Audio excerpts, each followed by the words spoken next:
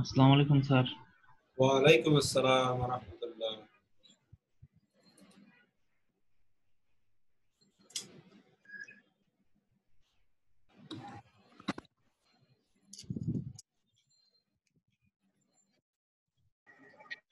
Sir আসসালামু আলাইকুম। Sir আসসালামু আলাইকুম। ওয়ালাইকুম আসসালাম ওয়া রাহমাতুল্লাহ। আসসালামু আলাইকুম স্যার। ওয়ালাইকুম আসসালাম ওয়া রাহমাতুল্লাহ।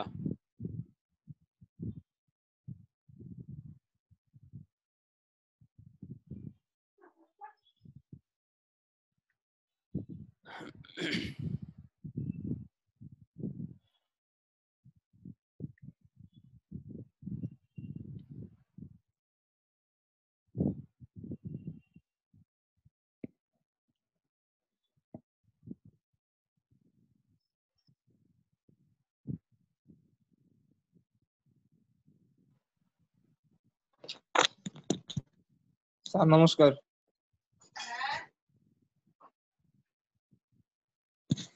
স্যার নমস্কার।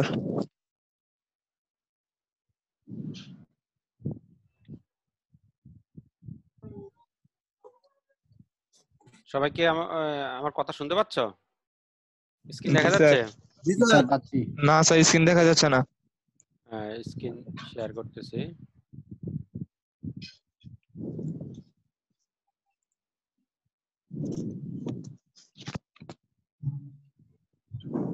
এখন দেখা যাচ্ছে জি স্যার। স্ক্রিন? জি স্যার, দেখা যায়। আচ্ছা,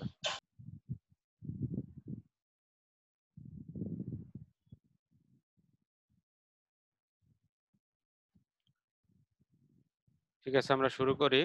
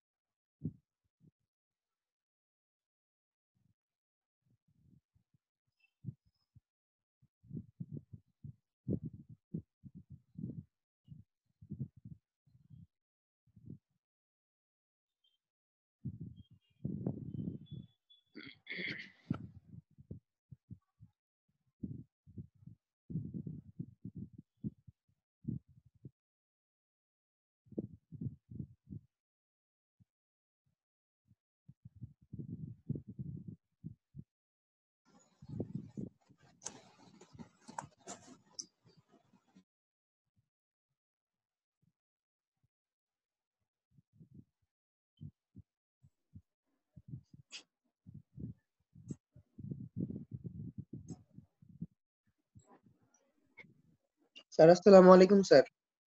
ওয়ালাইকুম আসসালাম ওয়া রাহমাতুল্লাহ। আসসালামু আলাইকুম স্যার। ওয়ালাইকুম আসসালাম।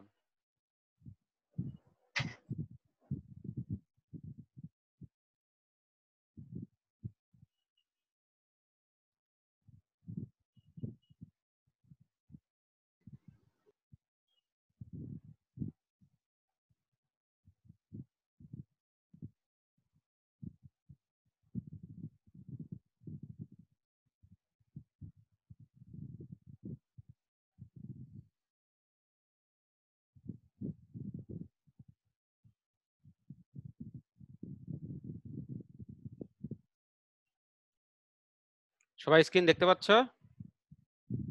জি স্যার।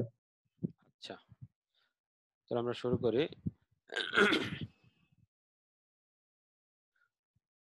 আজকে আমাদের হচ্ছে লেকচার হচ্ছে 6 আর চ্যাপ্টার 2। গতদিন আমরা চ্যাপ্টার 1 শেষ করছিলাম।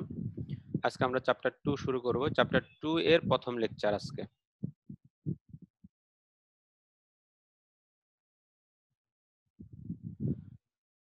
লেকচার 6 এর বিষয়বস্তুগুলো হচ্ছে communication system, bandwidth, data transmission method, parallel data transmission, serial data transmission, এবং আজকে যে টপিকগুলো পড়াবো তার উপরে কিছু জ্ঞানমূলক প্রশ্ন এবং অনুধাবনমূলক প্রশ্ন এবং উত্তর। প্রথমে আসো, কমিউনিকেশন সিস্টেম কাকে বলে? আমরা প্রথম চ্যাপ্টারে যে আমরা যোগাযোগ পড়ছিলাম, ওই যোগাযোগে ইংলিশে হচ্ছে আমাদের কমিউনিকেশন বা যোগাযোগ। এখন যে প্রযুক্তি দ্বারা মানুষ যে প্রযুক্তি দ্বারা উদ্ভাবিত বিভিন্ন পদ্ধতি, যেমন email, fax, mobile phone, telephone, television, video conference, video chat, সামাজিক মিডিয়া চ্যানেল ইত্যাদি ব্যবহার করে এক স্থান থেকে অন্য স্থানে আমরা এক দেশ থেকে অন্য দেশে মনের ভাব প্রকাশের জন্য প্রয়োজনীয় ডাটা ও তথ্য আদান প্রদানের প্রক্রিয়াকে বলবো আমরা কমিউনিকেশন সিস্টেম। যে পদ্ধতিটা, যে প্রক্রিয়া, যে পদ্ধতি, এখানে হচ্ছে পদ্ধতি বা প্রক্রিয়া, পুরো সিস্টেমটাই আমরা বলবো কমিউনিকেশন সিস্টেম। যোগাযোগের যে সিস্টেমটা সেটাই আমরা বলবো কমিউনিকেশন সিস্টেম। এখন এই কমিউনিকেশন সিস্টেমে আমাদের যে মেইন যে উপাদানগুলো সেটা খেয়াল করো। কমিউনিকেশনের জন্য আমাদের প্রেরক লাগবে, মডেম লাগবে, ইন্টারনেট লাগবে, আবার অপর প্রান্তে প্রাপকের জন্য মডেম লাগবে এবং প্রাপক। অর্থাৎ আমাদের এটা হচ্ছে সোর্স এবং এটা হচ্ছে ডেস্টিনেশন, এটা হচ্ছে উৎস, এটা হচ্ছে গন্তব্য। আর মডেমটা হচ্ছে প্রেরক, এখানে মডেমটা হচ্ছে প্রাপক, আর ইন্টারনেট হচ্ছে মাধ্যম। এই মাধ্যম আমরা বিভিন্ন মাধ্যম আমরা বিস্তারিত পড়বো পরবর্তীতে। আমরা যে বিভিন্ন মাধ্যমগুলোর, এই মাধ্যমের বিভিন্ন ডিটেলস আমরা পড়বো, যে তার মাধ্যম, তার ছাড়া, অর্থাৎ ওয়্যার্ড মাধ্যম, ওয়্যারলেস মাধ্যম। এই যে আমরা ইন্টারনেট ইউজ করবো, ইন্টারনেটটা কিসের মাধ্যমে, কিসের মধ্যে দিয়ে যাবে? তারের মধ্যে দিয়ে যাবে ডাটাগুলো, না তার ছাড়া যাবে? এই মাধ্যমগুলো আমরা পড়বো। আচ্ছা, সাউন্ড আসতেছে মনে হচ্ছে, আমি মাইক্রোফোনটা অফ করে দিচ্ছি। এরপরে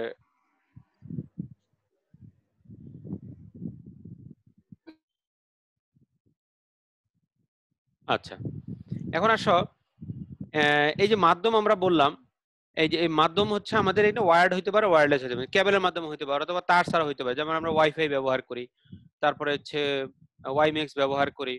হ্যাঁ, এগুলো হচ্ছে আমাদের তার ছাড়া। তার দিয়ে যেগুলো হয়, ব্রডব্যান্ড কানেকশন হইতে পারে, আমাদের ওই যে টুইস্টেড পেয়ার কেবল হইতে পারে, হ্যাঁ, RJ45 কেবল হইতে পারে, ইন্টারনেট কেবল, যেগুলো এর বিভিন্ন মাধ্যমে আমরা কমিউনিকেশন করব। উৎস এবং প্রেরক এই দুটো হচ্ছে উৎস সিস্টেম, আর প্রাপক এবং গন্তব্য এটা হচ্ছে গন্তব্য সিস্টেম, আর এটা হচ্ছে ট্রান্সমিশন সিস্টেম। এটা হচ্ছে আমাদের মোটামুটি কমিউনিকেশনের উপাদান। এখন আসো, এই যে উপাদানগুলো এখানে আমি যেটা বলছিলাম সেটা এখানে বর্ণনা আকারে আছে। যেমন উৎস কি বলছে, যে কম্পিউটার এবং অন্য ডিভাইস হতে ডাটা পাঠানো হলে তাকে উৎস বলে, যেখান থেকে পাঠাবো সেটা আমাদের উৎস। প্রেরক কি? প্রেরক হচ্ছে কম্পিউটারের সাথে সংযুক্ত ডিভাইস বা ডিজিটাল সংকেতকে অ্যানালগ সংকেতে পরিণত করে, এটা হচ্ছে আমাদের মডেম। মডেম হচ্ছে মডুলেশন, ডিমডুলেশন। এই যে আমরা প্রেরক যেটা বললাম, মডুলেশন, ডিমডুলেশন, আমাদের কম্পিউটার কাজ করে ডিজিটাল সিস্টেমে, কিন্তু আমাদের যে মাধ্যমগুলো, সেটা যে যার মধ্যে দিয়ে ডাটাগুলো যাবে সেটা আমাদের সিগন্যালের মাধ্যমে যাবে। আর সিগন্যালগুলো হচ্ছে কি অ্যানালগ সিগন্যাল, যেটা কন্টিনিউয়াস তরঙ্গ আকারে আপ ডাউন, এটা কন্টিনিউয়াস ডাটা সিগন্যালের মাধ্যমে আমাদের এই একটা মাধ্যমের মধ্যে দিয়ে ডাটাটা প্রবাহিত হবে। তাহলে এটা হচ্ছে আমাদের অ্যানালগ সিস্টেম। কিন্তু কম্পিউটার কাজ করে কি ডিজিটাল সিস্টেম। তাহলে আমাদের কি করবে? প্রেরক কি করবে? এই প্রেরকটা কি করে দেখো, প্রেরকের ইনপুট হচ্ছে ডিজিটাল সিগন্যাল, আর প্রেরকের আউটপুট হচ্ছে অ্যানালগ সিগন্যাল, অর্থাৎ তরঙ্গ আকারে। কিন্তু আমাদের কম্পিউটার হচ্ছে ডিজিটাল কম্পিউটার, 0 1 এ কাজ করবে। এই যে দেখো, উপরে হচ্ছে 1, নিচে 0, 1 0 1 0 1 করে ডাটাটা এখানে আমাদের কম্পিউটারে প্রথমে প্রেরককে পাঠাবে ডিজিটাল মাধ্যমে, ডিজিটাল ডাটা পাঠাবে। প্রেরক কি করবে? মডেম আমাদের কি করবে? মডুলেশন, ডিমডুলেশন করবে। মডুলেশন, ডিমডুলেশন মানে কি? মডুলেশন মানে হচ্ছে ডিজিটাল সিগন্যালকে অ্যানালগ সিগন্যালে রূপান্তর করে, এটাকে বলে মডুলেশন। আর অপর প্রান্তে দেখো, অপর প্রান্তে কি করবে? প্রাপক আমাদের অ্যানালগ সিগন্যালকে আবার ডিজিটাল সিগন্যালে রূপান্তর করবে, এটাকে বলবো ডিমডুলেশন। একটা হচ্ছে মডুলেশন, এই প্রান্তে হচ্ছে মডুলেশন, এই প্রান্তে হচ্ছে ডিমডুলেশন। তাহলে আমি আবার বলতেছি, দেখো, ডিজিটাল সিগন্যালকে অ্যানালগ সিগন্যালে রূপান্তর করার প্রক্রিয়াকে বলা হয় মডুলেশন, যেটা আমাদের প্রেরক করবে। আর প্রাপকে কি করবে? সে অ্যানালগ সিগন্যালকে আবার ডিজিটাল সিগন্যালে রূপান্তর করবে, সেটাকে বলবো আমরা ডিমডুলেশন। এখন দেখো, এদিক থেকে গন্তব্য গন্তব্য থেকে আবার উৎসের দিকে আবার এদিক থেকে ডাটা ট্রান্সফার হবে। অর্থাৎ তুমি যখন কথা পাঠাবে তখন তুমি উৎস, তাহলে অপর প্রান্তে যখন কথা পাঠাবে সেও তো কিন্তু আবার সিগন্যাল পাঠাবে। তাহলে এদিক থেকে যখন আসবে সে এই একই প্রাপক হয়ে যাবে প্রেরক, তখন এদিক থেকে যখন যাবে এ প্রেরক এবং প্রাপক দুইটাই হিসাবে কাজ করবে। অর্থাৎ মডেম এট এ টাইম প্রাপক ও প্রেরক। আবার যে এখানে যদি প্রেরক আছে সেই প্রেরক আবার প্রাপক, কারণ এদিক থেকে যখন পাঠাবে, গন্তব্য থেকে যখন উৎস দিকে এদিকে ডাটা আসবে, তখন এদিকে আবার কি হবে? অ্যানালগ থেকে ডিজিটালে কনভার্ট হবে। তাহলে অ্যানালগ সিগন্যাল থেকে ডিজিটাল সিগন্যাল একই টাইমে এই দুইটাই কাজে করবে। যখন সেন্ড করবে তখন ডিজিটাল সিগন্যাল থেকে অ্যানালগ সিগন্যালে রূপান্তর করবে, আবার যখন রিসিভ করবে তখন অ্যানালগ সিগন্যাল থেকে ডিজিটাল সিগন্যালে কাজ করবে, রূপান্তর করবে। এই যে প্রেরক বা এই যে মডেম আমরা বললাম, যেটা আমরা আগের স্লাইডে দেখছি, এই যে মডেম, এই মডেমটা কিন্তু এট আ টাইম দুটো কাজে করবে, মডুলেশনের কাজ করবে, ডিমডুলেশনের কাজ করবে। এই যে মডুলেশন এবং ডিমডুলেশন, এইটাকে সংক্ষেপে বলে মডেম। মডেম বা মডুলেশন ডিমডুলেশন সংক্ষিপ্ত রূপ হচ্ছে মডেম। আমাদের প্রত্যেকটা মোবাইলে এখন ইন্টারনালি একটা মডেম সেট করা আছে, ডিভাইসটা মোবাইলের ভিতরে পাওয়া যায়, আমাদের স্মার্টফোনে পাওয়া যায়, এই জন্য আমরা মডেমটা আলাদাভাবে দেখতে পাই না, কিন্তু আসলে একটা মডেম আছে। আগে কিন্তু এই মডেমগুলো আলাদাভাবে ইউজ করা হইতো, এখনো আছে, এখনো আমরা এক্সটার্নাল মডেম ইউজ করি, হ্যাঁ, বা ইন্টারনেট শেয়ার করার জন্য আমরা মডেম ইউজ করি। তাহলে এই মডেম হচ্ছে মডুলেশন এবং ডিমডুলেশন। এখন আসে মাধ্যম কি, যে কমিউনিকেশন চ্যানেলের মধ্য দিয়ে ডাটা এক স্থান হতে অন্য স্থানে প্রেরণ করা হয় তাকে কি বলা হয়, কমিউনিকেশন মাধ্যম। যেমন তার, public telephone line, radio wave, microwave, satellite, এগুলো হচ্ছে আমাদের ওয়্যারলেস। প্রথম দুইটা হচ্ছে তার মানে কেবল অর্থাৎ ওয়্যার্ড, এই দুটো ওয়্যার্ড আর হচ্ছে ওয়্যারলেস, এটা আমরা বিস্তারিত পরের লেকচারগুলোতে ইনশাআল্লাহ পড়বো। এরপর আসো প্রাপক। প্রাপক হলো কম্পিউটারের সাথে সংযুক্ত ডিভাইস যা অ্যানালগ সিগন্যালকে ডিজিটাল সিগন্যালে রূপান্তর করে, অ্যানালগ সিগন্যালকে ডিজিটাল সিগন্যাল রূপান্তর। এই যে আমরা প্রাপকের কথা পড়লাম, যেমন মডেম, মডেম প্রাপক যন্ত্র হিসেবে কাজ করে। গ্রাহক কম্পিউটারের সাথে যুক্ত মডেম কম্পিউটার অ্যানালগ সিগন্যালকে ডিজিটাল সিগন্যালে রূপান্তর করে। গন্তব্য কি, এই যে গন্তব্য, যে কম্পিউটার ডাটা গ্রহণ করে তাকে আমরা বলবো গন্তব্য, এই যে গন্তব্য অর্থাৎ যেখানে ডাটাটা রিসিভ হবে। আচ্ছা, এখানে আমাদের আরেকটা জিনিস এখন এটার সাথে আছে, এটা হচ্ছে মেসেজ বা তথ্য। এগুলোর মধ্যে দিয়ে এই যে আমরা কি করি, এই যে উপাদানগুলোর মধ্যে দিয়ে আমরা সবগুলো মেসেজ প্রদান করি, তাহলে মেসেজও একটা উপাদান হিসেবে গণ্য করা হয়। কোন কোন রাইটার কোন কোন বইতে এখন দেখবো নতুন করে আরেকটা উপাদান অ্যাড করছেন, সেটা হচ্ছে মেসেজ বা তথ্য। ওটাও তোমরা দিতে পারো, কোনো সমস্যা নাই। আর আগে বা এটাই বেশিরভাগ ইয়াতে আছে, দেখবা যে 5টা উপাদান। আচ্ছা, এরপর আসো ব্যান্ডউইথ। ব্যান্ডউইথ কাকে বলে? ব্যান্ডউইথ হচ্ছে আমাদের ডাটা ট্রান্সফারের মানে হার, অর্থাৎ একটা একক। অর্থাৎ আমরা একটা কম্পিউটার থেকে একটা কম্পিউটারে যে ডাটা ট্রান্সফার করব তাকে একটা যে পরিমাপ করব, আর আমরা যেরকম একটা ধরো একটা কিছু পরিমাপ করার জন্য আমরা কি করি, যেমন 1 কেজি 2 কেজি বা কোন লিকুইড কিছু পরিমাপ করার জন্য 1 লিটার 2 লিটার, তাহলে আমরা বুঝতে পারি যে হ্যাঁ 1 লিটার কতটুকু, 1 কেজি কতটুকু। ঠিক কিন্তু আমাদের কম্পিউটারে যখন আমরা কম্পিউটার কমিউনিকেশন করব, ডাটা ট্রান্সফার করবো, এই যে আমরা পড়লাম কমিউনিকেশন সিস্টেম পড়লাম, এখন এই কমিউনিকেশন সিস্টেমের মধ্যে দিয়ে যে ডাটাটা ট্রান্সফার হবে সেটা কি গতিতে, কি স্পিডে আমাদের ডাটাটা ট্রান্সমিট হবে। এই যে হার অর্থাৎ প্রতি সেকেন্ডে কি পরিমাণ ডাটাটা ট্রান্সমিট হবে, পার সেকেন্ডে কত বিট, কত বাইট, কত মেগাবাইট বা কত গিগাবাইট ডাটা ট্রান্সমিট হবে, এই যে ডাটা ট্রান্সফারের হার অর্থাৎ প্রতি সেকেন্ডে কি পরিমাণ ডাটা ট্রান্সমিট হয় সেটাকে আমরা বলবো ব্যান্ডউইথ। ব্যান্ডউইথের একক হচ্ছে আমাদের BPS, bit per second, BPS bit per second, অর্থাৎ প্রতি সেকেন্ডে, পার মানে প্রতি, বিট পার সেকেন্ড, প্রতি সেকেন্ডে কি পরিমাণ বিট স্থানান্তরিত হবে, অর্থাৎ সেটাকে আমরা বলবো বিপিএস বা বিট পার সেকেন্ড, বা আমরা বলবো ব্যান্ডউইথ বা ডাটা ট্রান্সফারের হার বা ডাটা ট্রান্সফারের স্পিড। যেমন আমরা এখন একটা কোনো কিছু ইন্টারনেট কানেকশন নিই, তাহলে আমরা বলি যে ভাই এটাকে আমরা ইন্টারনেটের স্পিড কত, কি 1 এমবিপিএস 2 এমবিপিএস নাকি 10 এমবিপিএস। এই যে আমরা স্পিড হিসাব করে আমরা বা যার যতটুকু প্রয়োজন সেই অনুসারে আমরা কি করি, ওই ইন্টারনেট কানেকশনটা নিই, এবং এই স্পিড অনুসারে কিন্তু আমাদের প্রাইসও কিন্তু আপ ডাউন করে। 1 এমবিপিএস এর প্রাইস কিন্তু 2 এমবিপিএস এর প্রাইস সেম হবে না, দ্বিগুণ হবে। অর্থাৎ আমরা এখন এই যে ইউনিট দিয়ে আমরা বুঝতে পারি আমাদের কম্পিউটার ডাটা কমিউনিকেশন স্পিডটা কিরকম হবে, আর স্পিড যত বেশি হবে আমরা স্বাচ্ছন্দ্যে ডাটা ইন্টারনেট ব্যবহার করতে পারবো, ডাটাটা দ্রুত ডাউনলোড হবে, আপলোড হবে। আর যদি স্লো হয় সেক্ষেত্রে আমাদের বাফারিং হবে, অর্থাৎ আমাদের কখনো কখনো কখনো আমাদের দেখা যায় যে ভিডিও যদি হয় ট্রান্সমিশন হয়, দেখা যায় স্লো আসবে, ভেঙে ভেঙে আসবে, সেক্ষেত্রে সমস্যা সৃষ্টি হবে। এই জন্য আমাদের সাফিসিয়েন্ট স্পিডের আমাদের ইন্টারনেট কানেকশন নিতে হবে। তাহলে আমরা ব্যান্ডউইথ হিসাব করে নিব, যে আমাদের যা যতটুকু দরকার সেভাবে করে আমরা ব্যান্ডউইথ হিসাব করে নিব। এখন দেখো এই যে বিভিন্ন ধরনের আমরা ব্যান্ডউইথ বলতেছি, এটা এই ব্যান্ডউইথ কিন্তু আমাদের বিভিন্ন ধরনের হয়ে থাকে। এটা হচ্ছে দেখো ব্যান্ডউইথকে সাধারণত 3 ভাগে ভাগ করা যায়, একটা হচ্ছে ন্যারো ব্যান্ড, ভয়েস ব্যান্ড, আর একটা হচ্ছে ব্রড ব্যান্ড। ন্যারো ব্যান্ড কোনটা, যেটা আগে ব্যবহার করা হইতো শুরুর দিকে, যখন আমাদের কমিউনিকেশন শুরুর দিকে ছিল, তখন আমাদের ওই যে টেলিগ্রাফ, হ্যাঁ এই যে টেলিগ্রাফ দেখো, এই যে টেলিগ্রাফ সিস্টেম, আমাদের টেলিগ্রাফ ছিল, হ্যাঁ টেলিগ্রাফিক সিস্টেমে আমাদের ন্যারো ব্যান্ড ব্যবহার করতে খুবই স্লো। হ্যাঁ এটা হচ্ছে মাত্র প্রতি সেকেন্ডে 45 থেকে 300 বিপিএস বিট পার সেকেন্ড ডাটাটা স্থানান্তর করা হইতো, টেলিগ্রাফিতে ব্যবহার করা হইতো। এটা ধরো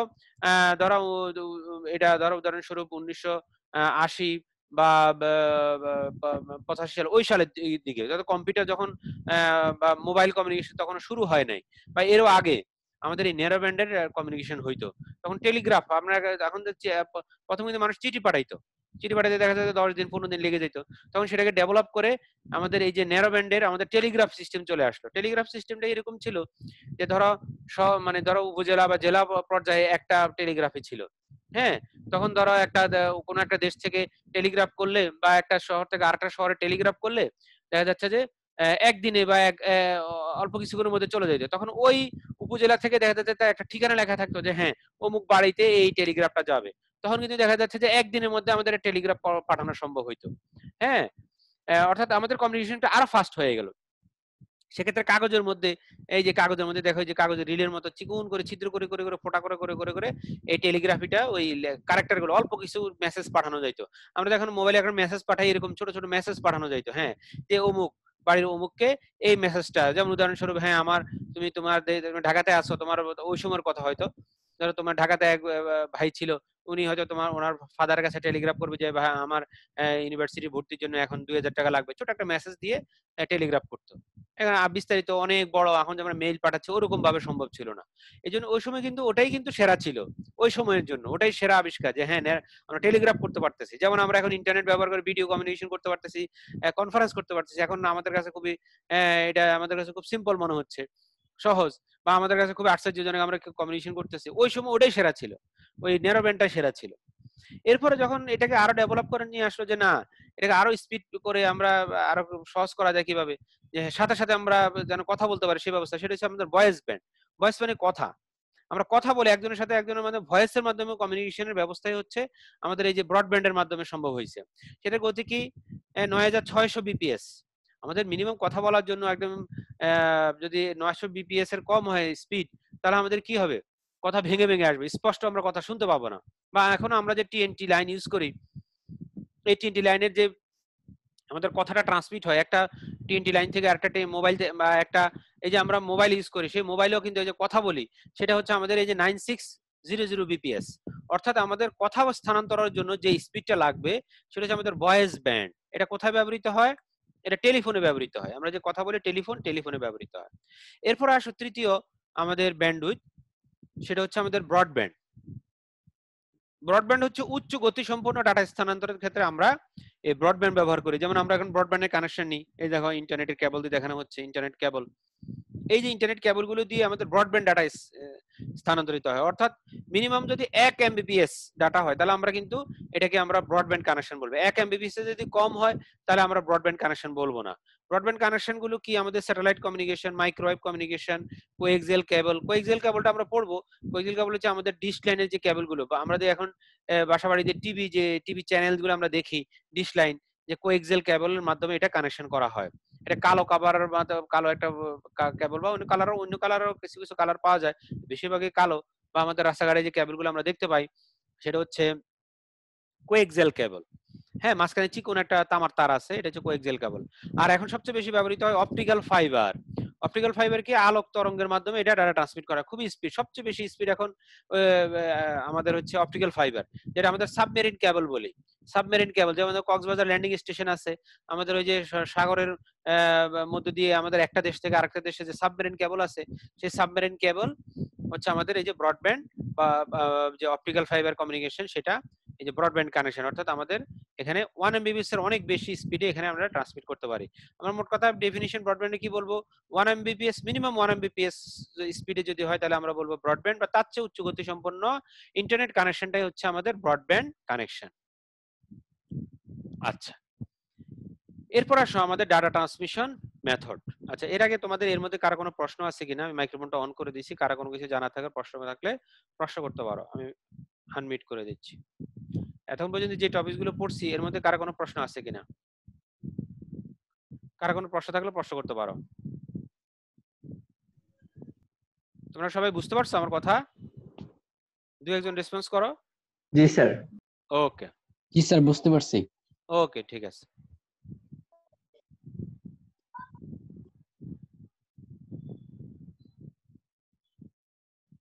আচ্ছা, এরপর আসো আমাদের ডাটা ট্রান্সমিশন মেথড। মেথড মানে কি, পদ্ধতি, যে পদ্ধতিতে আমরা ডাটা ট্রান্সমিট করব।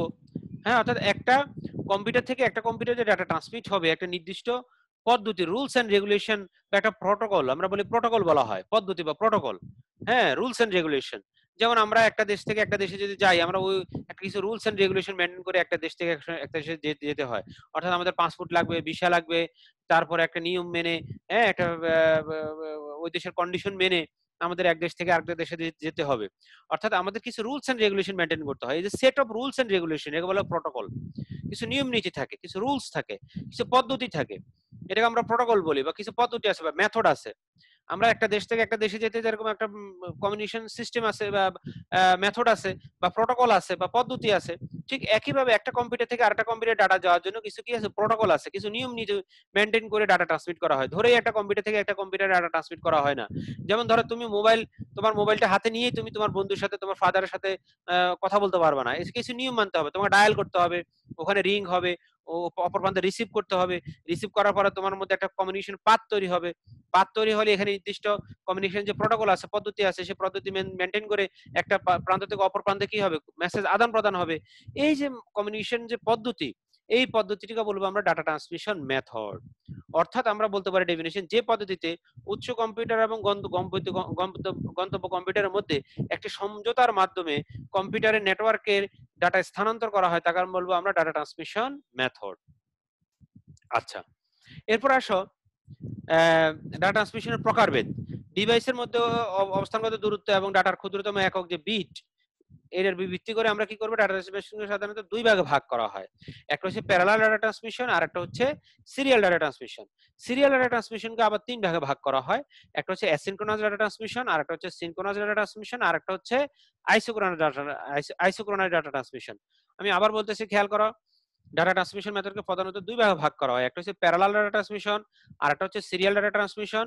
সিরিয়াল ডাটা ট্রান্সমিশনকে আবার তিন ভাগে ভাগ করা হয়: asynchronous data transmission, synchronous data transmission, আর একটা হচ্ছে আইসোক্রোনাস ডাটা ট্রান্সমিশন।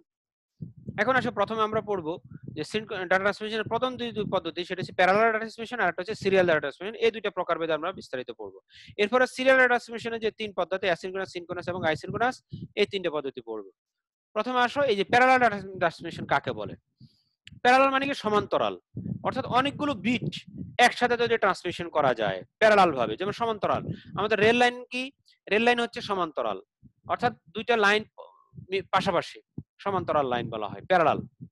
অর্থাৎ একাধিক বিট যদি সমান্তরাল ভাবে একটা কম্পিউটার থেকে আরেকটা কম্পিউটারে বা উচ্চ কম্পিউটার থেকে গন্তব্য কম্পিউটারে, যে সেন্ডার এবং রিসিভারের মধ্যে, দেখো এই যে ছবিতে বোঝা যাবে, দেখো সেন্ডার এবং রিসিভারের মধ্যে এখানে লাইন কতগুলো, 8টা লাইন আছে। এখানে যে 8টা হইতে হবে তা না, এটা হইতে পারে 16টা, হইতে পারে 32টা, হইতে পারে। অর্থাৎ এটা 2 টু দি পাওয়ার n এই রিলেশন মেনটেন করে সাধারণত।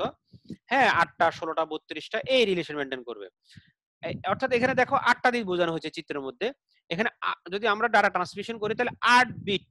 এখানে একটা উদাহরণস্বরূপ বলা হয়েছে 0100001110। এটা এমন হইতে পারে সবগুলোই 1 হইতে পারে, সবগুলো 0 হইতে পারে, 8টাই 0 8টাই 1, অথবা 2টা 0 2টা 1, এভাবে করে বিভিন্ন কম্বিনেশনে আমাদের একটা প্যারালাল লাইন দিয়ে অনেকগুলো বিট এট আ টাইম যদি আমাদের ট্রান্সমিট হয়, সেটাকে বলবো আমরা প্যারালাল ডাটা ট্রান্সমিশন। আর সিরিয়াল ডাটা ট্রান্সমিশন কি, অর্থাৎ একটার পিছনে একটা ধারাবাহিকভাবে একটার পিছনে একটা যদি ট্রান্সমিট হয়। যেমন একটা শাখো, তোমরা যারা শাখো দেখছো, একটা শাখোর মধ্যে দিয়ে একটা চিকন একটা বাঁশ থাকে, এই বাঁশের উপর দিয়ে একজন করে কিন্তু ট্রান্সমিট হবে, একজন করে যাবে এট আ টাইম। কিন্তু পাশাপাশি 8-10 জন কিন্তু একটা শাখোর মধ্যে দিয়ে যাওয়া যাবে না। তাহলে এটা হবে সিরিয়াল। সিরিয়াল মানে একটা তার, একটা কেবলের মধ্যে দিয়ে যাবে। যেমন আমাদের টিএনটি লাইন, যেমন আমরা যে টিএনটি কেবল আছে, একটা তার আছে, ওখানে একটা তারের মধ্যে দিয়ে যদি আমাদের ডাটা ট্রান্সমিট হয়, সেগুলো বলবো আমরা সিরিয়াল ট্রান্সমিশন। এখন সিরিয়াল ট্রান্সমিশনের ক্ষেত্রে কি হয়, দেখো আমাদের সেন্ডার কিন্তু কম্পিউটার কাজ করে কিন্তু প্যারালালি, আবার রিসিভার যে সেও কম্পিউটার, সেও কাজ করে প্যারালালি। তাহলে আমাদের এখানে একটা কনভার্সন প্রয়োজন হয়, সেন্ডার প্যারালাল থেকে সিরিয়ালে কনভার্ট করে, আর অপর প্রান্তে কি করে, সিরিয়াল থেকে আবার প্যারালালে কনভার্ট হয়। হ্যাঁ, অর্থাৎ এখানে আমাদের সিরিয়াল কমিউনিকেশন যখন হবে, সেই ক্ষেত্রে আমাদের এখানে কনভার্সনের প্রয়োজন হয়, প্যারালাল থেকে সিরিয়াল এবং সিরিয়াল থেকে প্যারালাল কনভার্সন করতে হয়। আচ্ছা, এরপরে আসো, আমাদের যে সিরিয়াল ট্রান্সমিশন, সেটাকে আমরা বলছি আবার তিন ভাগে ভাগ করা যায়। একটা হচ্ছে অ্যাসিনক্রোনাস ট্রান্সমিশন, আর একটা হচ্ছে সিনক্রোনাস ট্রান্সমিশন, আর একটা হচ্ছে আইসোক্রোনাস ট্রান্সমিশন। আমরা বলছি সিরিয়াল ট্রান্সমিশন কয় ভাগে ভাগ করা যায়, তিন ভাগে: অ্যাসিনক্রোনাস ট্রান্সমিশন, সিনক্রোনাস ট্রান্সমিশন, আর একটা হচ্ছে আইসোক্রোনাস ট্রান্সমিশন। এখন আসো আমরা প্রথমে পড়বো সিনক্রোনাস ট্রান্সমিশন কাকে বলে, অ্যাসিনক্রোনাস ট্রান্সমিশন কাকে বলে। অ্যাসিনক্রোনাস ট্রান্সমিশন হচ্ছে ক্যারেক্টার বাই ক্যারেক্টার, অর্থাৎ একটা একটা করে ক্যারেক্টার যাবে। ক্যারেক্টার কাকে বলে, যেমন আমরা এ বি সি ডি এগুলো একটা ক্যারেক্টার, একটা এ একটা ক্যারেক্টার, একটা বি একটা ক্যারেক্টার, অর্থাৎ একটা ক্যারেক্টার করে যদি ট্রান্সমিট হয় তখন সেটাকে বলবো আমরা অ্যাসিনক্রোনাস ট্রান্সমিশন। একটা এক্সাম্পল দিয়ে দিলে তুমি সহজে বুঝে ফেলবা। যেমন ধরো আমরা কিবোর্ডে, কম্পিউটার কিবোর্ডের কি গুলো আছে, এখন একটা কি যখন প্রেস করি তখন আমাদের একটা ক্যারেক্টার আমাদের কম্পিউটার ট্রান্সমিশন হয়। এখন কি এরকম হয় যে আমাদের A B C D X Y Z একসাথে অনেকগুলো লেখা একসাথে কিবোর্ড থেকে কম্পিউটার চলে যায়? না, একটা কি প্রেস করি একটা কি চলে যায়, একটা কি প্রেস করি একটা ক্যারেক্টার চলে যায়। এ প্রেস করলাম এ যাবে, বি প্রেস করলাম বি যাবে। এখানে পরের চিত্রটা একটু দেখি তাহলে বোঝা যাবে। যেমন এই যে আমাদের কিবোর্ড, এ প্রেস করলাম এ যাবে, বি প্রেস করলাম বি যাবে, সি প্রেস করলাম সি যাবে, ডি প্রেস করলাম ডি যাবে। অর্থাৎ একটা ক্যারেক্টার করে যাবে, একটা ক্যারেক্টার করে যাবে, এক্ষেত্রে সরাসরি চলে যাবে। মাঝখানে কোনো প্রাইমারি ডিভাইস ইউজ করা হবে না। এই প্রাইমারি ডিভাইসটা কি একটু দেখিনি, এই যে প্রাইমারি স্টোরেজ বা র্যাম বলা হয় এটাকে। অর্থাৎ ডাটাটা প্রথমে সাময়িকভাবে আমাদের কম্পিউটার র্যামে একটা মেমোরি থাকে, এই মেমোরিতে সংরক্ষিত হয়, তারপরে আমাদের অনেকগুলো বিট একসাথে ট্রান্সমিশন হয়, সেক্ষেত্রে আমরা বলবো সিনক্রোনাস ট্রান্সমিশন। এটা দেখালাম এই জন্য যে আমাদের এই ক্ষেত্রে কিন্তু কোনো প্রাইমারি স্টোরেজ ব্যবহার করা হবে না, সরাসরি চলে যাবে একটা ক্যারেক্টার করে। কিন্তু ইন্টারনেটের ক্ষেত্রে চিন্তা করো, ইন্টারনেটে কিন্তু যখন আমরা মেইল সেন্ড করি একসাথে অনেকগুলো ক্যারেক্টার, একটা মেইলে যদি একটা ফাইল থাকে, ওই ফাইলের মধ্যে যদি 100টা ক্যারেক্টার থাকে, 100টা ক্যারেক্টার একসাথে চলে যাবে, ব্লক করে চলে যাবে, প্যাকেট ব্লক করে যদি যায় সেটাকে বলবো আমরা সিনক্রোনাস ট্রান্সমিশন। আর ক্যারেক্টার বাই ক্যারেক্টার গেলে হচ্ছে আমাদের হচ্ছে অ্যাসিনক্রোনাস ট্রান্সমিশন। হ্যাঁ, আমরা আবার একটু দেখি, এখন একটু বোঝার চেষ্টা করি এই যে অ্যাসিনক্রোনাস ট্রান্সমিশন কাকে বলে। অ্যাসিনক্রোনাস ট্রান্সমিশন হচ্ছে character by character data transmission পদ্ধতিকে বলবো আমরা অ্যাসিনক্রোনাস। যেখানে চিত্রের মধ্যে দেখো এই যে একটা ক্যারেক্টার এবং এই যে প্রতিটা ক্যারেক্টারের শুরু এবং শেষ বোঝানোর জন্য আমাদের কি থাকে, একটা স্টার্ট বিট এবং স্টপ বিট থাকে। মাঝখানে এই যে শুরু অর্থাৎ ক্যারেক্টার যদি শুরু শেষ বোঝানো যায়, আরেকটা স্টার্ট এবং স্টপ বিট ইউজ করা হয়। স্টপ বিটটা একটা হইতে পারে দুইটা হয়তো, কখনো একটা হয় কখনো দুইটা হয়। এখানে একটা দেখানো হয়েছে যে স্টার্ট বিট স্টপ বিট। এখন দেখো এই যে একটা ক্যারেক্টার করে যাবে, এই যাওয়ার ক্ষেত্রে এই যে মাঝখানে যে গ্যাপ গুলো আছে, এই গ্যাপ গুলো কখনো সমান হয় না, ভিন্ন হয়। যেমন তুমি এ প্রেস করলা, হ্যাঁ, তারপরে বি প্রেস করবা, এখন এ এবং বি প্রেসের গ্যাপটা কখনো তুমি 10 মিনিট পরে দিতে পারো, আবার 1 সেকেন্ড পরে দিতে পারো, 10 সেকেন্ড পরে দিতে পারো। আর যারা দ্রুত টাইপ করবে তারা একভাবে দিবে, এই গ্যাপটা একরকম হবে। যারা খুব স্লো টাইপ করবে তাদের মধ্যে যে একটা ক্যারেক্টার থেকে আরেকটা ক্যারেক্টার গ্যাপ বেশি হবে। স্লো যারা টাইপ করবে এ টাইপ করবে, তারপরে বি টাইপ করবে, তারপরে সি টাইপ করবে। আর যারা দ্রুত টাইপ করবে তখন গ্যাপটা একটু কমে আসবে। অর্থাৎ এই ক্ষেত্রে আমাদের অ্যাসিনক্রোনাস ট্রান্সমিশনের ক্ষেত্রে প্রতিটা ক্যারেক্টারের মাঝখানে যে গ্যাপটা সেটা ভিন্ন হইতে পারে, সমান না, অসমান। অর্থাৎ এর মধ্যে যদি কখনো 1 সেকেন্ড হইতে পারে বা 1 মাইক্রোসেকেন্ড হইতে পারে, কখনো 1 মিনিট হইতে পারে, অর্থাৎ গ্যাপ ভিন্ন, গ্যাপ সমান না। এই জন্য দেখো বৈশিষ্ট্যগুলি কি অ্যাসিনক্রোনাস ট্রান্সমিশনের ক্ষেত্রে। এই যে এখানে আমরা একটু দেখি আবার, অ্যাসিনক্রোনাস ট্রান্সমিশনের প্রধান বৈশিষ্ট্য কি, এটা ক্যারেক্টার বাই ক্যারেক্টার ট্রান্সমিশন করে, এবং এটা কি হয়, এই প্রতিটা ক্যারেক্টারের শুরুতে এবং স্টার্ট বিট ইউজ করা হয়, এবং মাঝখানে যে বিরতিটা সমান হয় না। এটা হচ্ছে মেইন বৈশিষ্ট্য। এরপর আসে অ্যাসিনক্রোনাস বৈশিষ্ট্য। হ্যাঁ, এখানে কি হয়, এখানে কোনো এই যে অ্যাসিনক্রোনাস বৈশিষ্ট্য প্রেরক যে কোনো সময় সরাসরি ডাটা স্থানান্তর করতে পারে, মাঝখানে কোনো মেমোরির প্রয়োজন হয় না, এই জন্য সরাসরি ট্রান্সমিশন করতে পারে। এই পদ্ধতি কি করা, প্রাইমারি স্টোরেজ বা র্যাম মেমোরি ইউজ করা হয় না, প্রাইমারি স্টোরেজ দরকার হয় না। অ্যাসিনক্রোনাস পদ্ধতিতে এটা খরচ কম, কারণ এখানে আলাদা করে মেমোরির প্রয়োজন হয় না, এই জন্য এটা খরচ কম। তারপরে কম ডাটা স্থানান্তর করতে হয়, একটা ক্যারেক্টার করে যায়, এই জন্য কম ডাটা স্থানান্তরিত হয়, অনেক ডাটা একসাথে ডাটা ট্রান্সমিট করা যায় না। তার এই পদ্ধতি ডাটা স্থানান্তরের ক্ষেত্রে প্রতিটা কারের মধ্যবর্তী বিরতি সমান হয় না, যেটা বললাম। আর ক্যারেক্টারের শুরুতে স্টার্ট এবং স্টপ বিট ইউজ করা হয়। এরপর আসে অ্যাসিনক্রোনাস ট্রান্সমিশনের সুবিধা। অ্যাসিনক্রোনাস ট্রান্সমিশন কোনো প্রাইমারি স্টোরেজ ব্যবহার করে না, একটা সুবিধা। এটা খরচ কম, এটা যে কোনো সময় ডাটা পাঠানো যায় এবং গ্রহণ করা যায়। কম দূরত্বের ডিভাইসের ক্ষেত্রে এটা উপযোগী, কারণ এই যে কিবোর্ড এবং কম্পিউটার দূরত্ব মোটামুটি কম। কিন্তু ইন্টারনেটে দেখো অনেক দূরত্ব, এক দেশ থেকে আরেকটা দেশ হইতে পারে, অনেক দূর, লং ডিস্টেন্স কমিউনিকেশন। আর হচ্ছে শর্ট ডিস্টেন্স কমিউনিকেশন। অ্যাসিনক্রোনাসটা কি, শর্ট ডিস্টেন্স কমিউনিকেশন, এই যে কিবোর্ড থেকে কম্পিউটার খুব কাছে। তারপরে হচ্ছে অ্যাসিনক্রোনাস ডাটা ট্রান্সমিশনের অসুবিধা কি, এটা দ্রুত গতিতে ডাটা স্থানান্তর করতে পারে না। এই পদ্ধতিতে ডাটা স্থানান্তর দক্ষতা, সিনক্রোনাসের দক্ষতা যেহেতু কম পাঠাতে পারে, দক্ষতা কম বা অ্যাকুরেসি কম। হ্যাঁ, তারপরে মাইক্রোওয়েভ স্যাটেলাইট কমিউনিকেশনের ক্ষেত্রে ডাটা কমিউনিকেশন বন্ধ থাকলে, মাধ্যমটি অব্যবহৃত অবস্থায় থাকে, সেক্ষেত্রে অত্যন্ত ব্যয়বহুল। বিষয়টা হচ্ছে এরকম যে কখনো এরকম আমাদের মাইক্রোওয়েভ বা একটা ভূমি থেকে ভূমি, একটা টাওয়ার থেকে আরেকটা টাওয়ারে ট্রান্সমিশন করার ক্ষেত্রে যদি কোনো কারণে কমিউনিকেশন বন্ধ থাকে তখন ফ্রি পড়ে থাকে, অর্থাৎ এইসব সময় ডিভাইসটা ইউজ হয় না, কিন্তু দেখা যায় পাওয়ার লস হচ্ছে, কিন্তু বিদ্যুৎ খরচটা হচ্ছে। এটা এখানে বোঝানো হচ্ছে যে আমাদের এটা ব্যয়বহুল হয় যদি আনইউজ অবস্থায় থাকে। আচ্ছা, এটা কোথায় কোথায় ব্যবহৃত হয়? অ্যাসিনক্রোনাস ডাটা ট্রান্সমিশন ব্যবহৃত হয় কিবোর্ড থেকে কম্পিউটার, কম্পিউটার থেকে প্রিন্টার, কম্পিউটার থেকে পাঞ্চ কার্ড এবং পাঞ্চ কার্ড থেকে কম্পিউটার ডাটা স্থানান্তরের ক্ষেত্রে ব্যবহৃত হয়। এরপর আসলে সিনক্রোনাস ডাটা ট্রান্সমিশন, যেটা কি বলছি আমাদের block by block data transmission করতে ব্যবহৃত হয়। অনেক ডাটা, অনেকগুলো ডাটা একসাথে, এই যে দেখো data frame, data field, data field, এখানে এর শুরুতে 8 বিট ফ্ল্যাগ থাকে, কন্ট্রোল ফিল্ড থাকে, লাস্টেও আবার কি থাকে, ওখানে যেমন স্টার্ট বিট স্টপ বিট ছিল, এখানে থাকে হচ্ছে আমাদের এখানে সিনক্রোনাস ক্যারেক্টার থাকে। সিনক্রোনাস ক্যারেক্টার যেটাকে বলা হয় আমরা কি বলবো, 8 বিট ফ্ল্যাগ থাকবে, কন্ট্রোল ফিল্ড থাকবে, লাস্টে আবার কন্ট্রোল ফিল্ড এবং 8 বিট ফ্ল্যাগ থাকে। আচ্ছা, এর বৈশিষ্ট্য কি, ব্লক বাই ডাটা ট্রান্সমিশন করা হয় এবং প্রতিটি ব্লকের শুরুতে একটা হেডার এবং টেইলার, এই যে এই অংশটাকে বলে হেডার, এই দুটো মিলে হচ্ছে হেডার, এই যে এটা হচ্ছে টেইলার মানে লেস, টেইল, লেস, লেস থেকে টেইলার, শেষের অংশ থাকে, অর্থাৎ শুরুতে কিছু ইনফরমেশন, শেষে কিছু ইনফরমেশন। এগুলো কি, যেমন তুমি একটা ইন্টারনেটে মেইল পাঠাবা, তাহলে কি সোর্স কে, ডেস্টিনেশন কি, অর্থাৎ কে পাঠাচ্ছে, কাকে পাঠাচ্ছে, এগুলো এই যে এখানে শুরুতে থাকে। মেইন তথ্যের শুরুতে এবং শেষে কিছু ইনফরমেশন থাকে। হ্যাঁ, এগুলো বলবো আমরা হেডার এবং টেইলার। তারপর হচ্ছে যখন ব্লক বাই ব্লক পাঠানো হয় তখন দেখা যাচ্ছে বিভিন্ন নেটওয়ার্কের মধ্যে দিয়ে যায়, এলোমেলো ভাবে বুঝতে পারে, তখন এবার সর্ট করতে হয়। এখানে সর্টিং করার জন্য অর্থাৎ 1 নম্বর ব্লক, 2 নম্বর ব্লক, 3 নম্বর ব্লক, অর্থাৎ ব্লকগুলোর একটা সিকোয়েন্স দেওয়া হয়। এই যে সিকোয়েন্সগুলো কোথায় দেওয়া হবে, এই যে শুরুতে কিছু ইনফরমেশন দিয়ে দেওয়া হয় যাতে এটা বুঝতে পারে। তারপর ডাটা ট্রান্সমিশন করতে গিয়ে কিছু এরর হইতে পারে, ভুল হইতে পারে, সেই এরর ডিটেক্ট করার জন্য কিছু ক্যারেক্টার এখানে শুরুতে অ্যাড করা হয়। এরর ডিটেকশন টেকনিকের জন্য কিছু এক্সট্রা কন্ট্রোল ফিল্ড অ্যাড করা হয়। এটা প্রতিটা ব্লকের সাইজ কি হইতে পারে, 80 থেকে 132টা ক্যারেক্টার হইতে পারে। আচ্ছা, এরপরে কি বলছে, দুটি গ্যাপের মধ্যে মধ্যবর্তী বিরতি কি হয়, সমান হবে। যে গ্যাপটা কি হবে, দেখো এই যে একটা ব্লক, একটা ব্লক, একটা ব্লক, তার মাঝখানে গ্যাপটা কি হবে, দুটি ব্লকের মধ্যকার দূরত্ব কি হবে, এটা সমান হবে। আর এটা কিসের মাধ্যমে, ইন্টারনেটের মাধ্যমে ডাটা স্থানান্তরের ক্ষেত্রে এটা আমরা ব্যবহার করব। এবং একটা কম্পিউটার থেকে আরেকটা কম্পিউটারে ট্রান্সমিশনের ক্ষেত্রে আমাদের একটা এখানে হবে, সিনক্রোনাসের ক্ষেত্রে একটা প্রাথমিক স্টোরেজ বা আমাদের প্রাইমারি স্টোরেজ বা র্যাম ইউজ করা হবে। এখানে ডাটাটা প্রথমে র্যামে আমাদের স্টোর হবে, প্রাথমিক স্টোরেজে স্টোর হবে, তারপরে block by block data transmission করে দেওয়া হবে। এর সুবিধা কি, অসুবিধা কি, এই পদ্ধতি ডাটা স্থানান্তরের ক্ষেত্রে প্রাইমারি স্টোরেজ ব্যবহার প্রয়োজন হয়, এটা একটা অসুবিধা। আর অ্যাসিনক্রোনাসে ব্যবহার করতে হইতো না। সিনক্রোনাস পদ্ধতিতে ব্যবহার বাস্তবায়ন অপেক্ষাকৃত ব্যয়বহুল। অ্যাসিনক্রোনাস পদ্ধতিতে তুলনায় এটি বেশি হেডার ইনফরমেশন, অর্থাৎ শুরুতে এবং শেষে এক্সট্রা বেশি তথ্য অ্যাড করতে হয়, এটা একটা অসুবিধা। সিনক্রোনাস ডাটা ট্রান্সমিশনের ব্যবহার কথা, ইন্টারনেটের মাধ্যমে ডাটা স্থানান্তরের ক্ষেত্রে আমরা এটা ব্যবহার করে থাকি। একাধিক কম্পিউটারের ক্ষেত্রে আমাদের ডাটা ট্রান্সমিশনের ক্ষেত্রে, ধরো আমাদের কম্পিউটার নেটওয়ার্ক আছে, 8-10টা কম্পিউটার ল্যাবের মধ্যে আছে, সেক্ষেত্রে আমরা এই সিনক্রোনাস ডাটা ট্রান্সমিশন ব্যবহার করব। এরপর আসো আইসোক্রোনাস ডাটা ট্রান্সমিশন।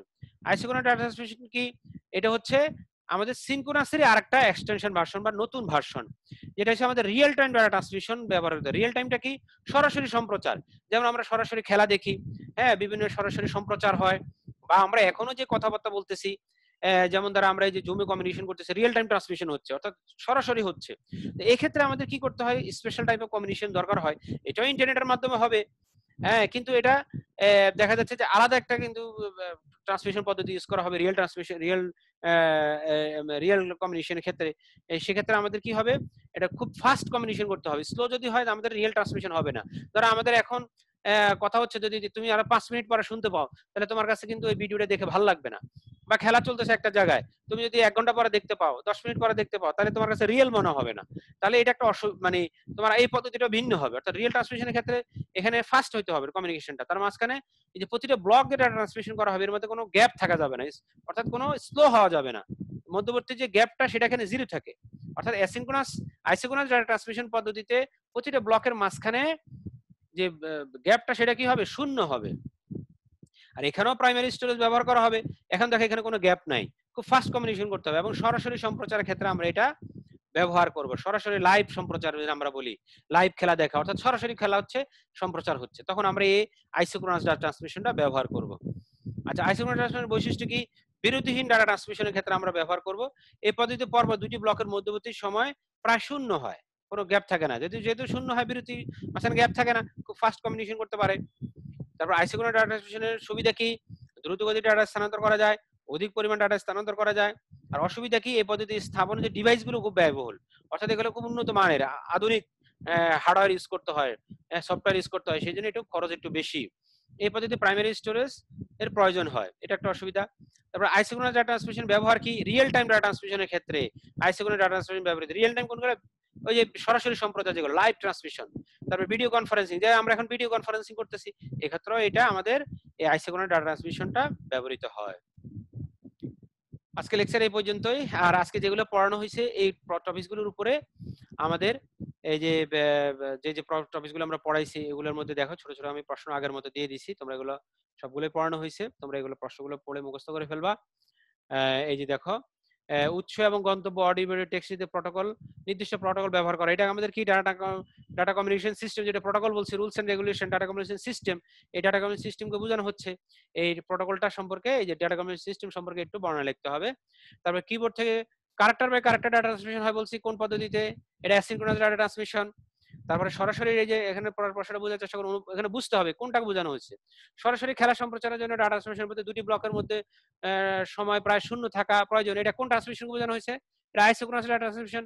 তাহলে তোমাকে বুঝতে হবে যে আইসোক্রোনাস বোঝানো হচ্ছে, তাই আইসোক্রোনাস সম্পর্কে বর্ণনা ওখানে যা পড়ছো ওগুলা বর্ণনা লিখলে প্রথমে কিন্তু তোমাকে ধরতে হবে এটা কাকে বোঝানো হয়েছে। কিন্তু এটা সরাসরি সম্প্রচারের জন্য তুমি যদি এখানে বলো যে না এটা হচ্ছে সিনক্রোনাস বা অ্যাসিনক্রোনাস দিয়ে বর্ণনা শুরু করো, তাহলে জিরো, তুমি টপিকসে ধরতে পারো না, তাহলে জিরো। এই জন্য অনুধাবনটা হচ্ছে তোমার কোন কাকে বোঝানো হচ্ছে এটা বুঝতে হবে, বুঝে তারপরে তোমাকে উত্তর দিতে হবে, বা বুঝে তারপরে ওই টপিকটা ধরে ওই টপিকের উপর কিছু বর্ণনা দিতে হবে, তাহলে প্রশ্ন উত্তর হয়ে যাবে। ঠিক আছে, তাহলে আজকে এই পর্যন্তই। আমি মাইক্রোফোন অন করে দিচ্ছি, কারো কোনো প্রশ্ন থাকলে প্রশ্ন করতে পারো। আনমিউট অল, কারো কোনো প্রশ্ন থাকলে প্রশ্ন করতে পারো। স্যার পাঞ্চ কার্ড মানে কি?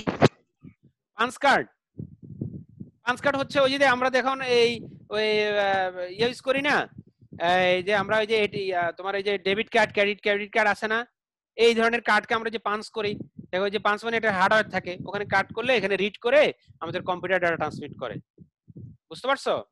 এই যে তোমার ওই যে বিভিন্ন ওই যে ইয়াতে আমরা পে করি না, পেমেন্ট সিস্টেম আমরা ওই যে কার্ড পাঞ্চ করি, পাঞ্চ কার্ড, বুঝতে পারছো?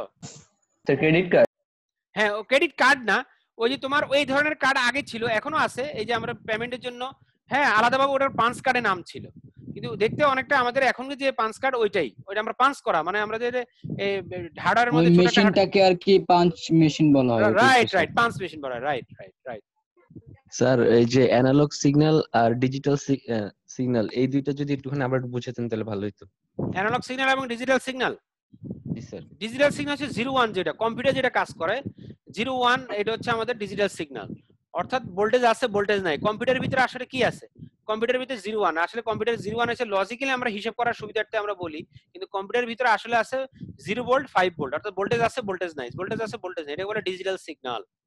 আর অ্যানালগ সিগন্যাল কোনগুলো, তরঙ্গ আকারে যেগুলো যায়, তরঙ্গ আকারে, যেমন আমরা যে কথা বলতেছি, এই যে কথাটাও কিন্তু আমাদের অ্যানালগ সিগন্যাল। তারপরে হচ্ছে ধরো আমরা যে মোবাইলে কথা বলতেছি, মোবাইল থেকে যে একটা টাওয়ার থেকে আরেকটা টাওয়ারে, বা তোমার মোবাইল থেকে ওই যে টাওয়ারে যে সিগন্যালটা যায় সেটা অ্যানালগ সিগন্যাল, তরঙ্গ আকারে। তরঙ্গটা কিরকম, যেমন তুমি যদি পানিতে ঢিল মার দেখবে ঢেউর সৃষ্টি হয়। তো আমাদের এই যে সিগন্যালগুলো, বৈদ্যুতিক সিগন্যালগুলো যদি এরকম হয় যে এই যে তরঙ্গ আকারে ট্রান্সমিট হয়, তখন সেটা বলবো আমরা অ্যানালগ সিগন্যাল। এই তরঙ্গ আকারে কিন্তু মোবাইল থেকে, আমাদের মোবাইল থেকে যখন আমরা কথা বলি তখন কিন্তু তরঙ্গ আকারে আমার মোবাইল থেকে টাওয়ারে যাবে, টাওয়ার থেকে আবার আমার মোবাইলে আসে, এটা হচ্ছে অ্যানালগ সিগন্যাল। তাহলে আমাদের এই যে মডেম যেটা কি করে, ডিজিটাল সিগন্যাল থেকে অ্যানালগ সিগন্যালে আমাদের রূপান্তর করে দেয়। মানে স্যার তারবিহীন এরকম কিছু স্যার? হ্যাঁ, তার তোমার অ্যানালগ সিগন্যাল তোমার ওই যে তারের মধ্যে দিয়ে যাইতে পারে, তার ছাড়াও যাইতে পারে, তোমার তারের মধ্যে দিয়ে অ্যানালগ সিগন্যাল যায়। যেমন ধরো তোমার আমাদের ডিশ কেবল যে আমরা ইউজ করি, বাসাবাড়িতে ডিশের যে লাইন আছে, এখন তো আমাদের ডিজিটাল ডিশ লাইনও আছে, সেটা ঠিক আছে, ডিজিটাল এখন ডিশ লাইনগুলো ডিজিটালও হয়ে গেছে, কিন্তু আগেকার বা এখনো ম্যাক্সিমাম যে আমরা ডিশ কেবল ইউজ করি সেগুলো সব অ্যানালগ সিগন্যাল ইউজ করা হয়, অর্থাৎ কেবলের মধ্যে দিয়ে। সুবিধা কি, মানে পার্থক্য কি স্যার? সুবিধা হচ্ছে, সুবিধা অসুবিধা না, ডিজিটালটা হচ্ছে আমাদের কম্পিউটারের ভিতরে হচ্ছে আমাদের, এটা হচ্ছে বাস্তবতা এরকম, বাস্তবে এরকম যে আমাদের কম্পিউটার গুলো কাজ করে ডিজিটাল সিগন্যালে, কম্পিউটারটা তৈরি করা হয়েছে ডিজিটাল সিগন্যালের জন্য। আর আমাদের বাস্তবে যে তরঙ্গগুলো, যেমন ধর ভয়েস গুলো, এই ভয়েস গুলো অ্যানালগ সিগন্যাল আকারে যায়, কথা বুঝতে পারছো? ওয়্যারলেস, ওয়্যারলেস না, ওয়্যারলেস না, এই যে তরঙ্গটা আমাদের যে সাউন্ড আপ ডাউন করতেছে, তার সাউন্ড আপ ডাউন করতেছে না, এটা বলে অ্যানালগ সিগন্যাল।